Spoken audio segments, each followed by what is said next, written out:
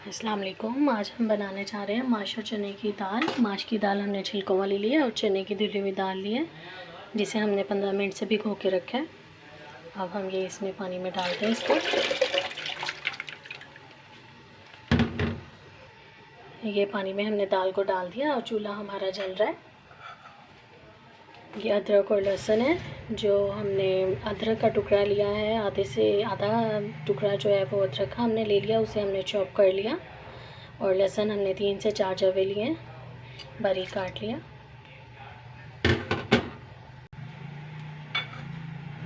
سرخ مرچ 1 چائے کا چمچ ہم نے لیا ہے. نمک حسب ضرورت ہم نے لیا ہے. ہلدی آدھا چائے کا چمچ لیا ہے. یہ مسالے ہم اس میں ڈال دیں گے.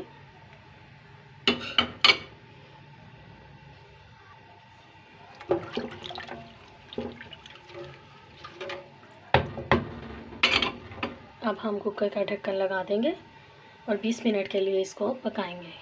20 منٹ جب ہماری سیٹی ویٹ چلنے لگ جائے گی اس کے بعد ہم 20 منٹ اس کو پکائیں گے.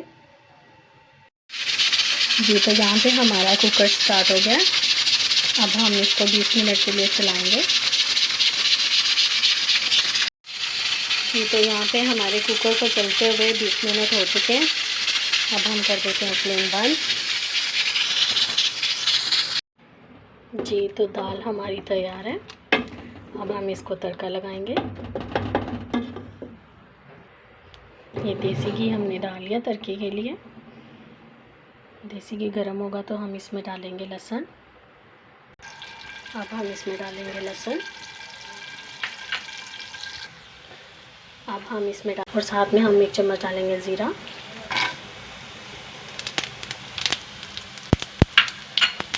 جی تو چولہا ہم نے کر دیا بند اور اب ہم یہ ڈال دیں گے.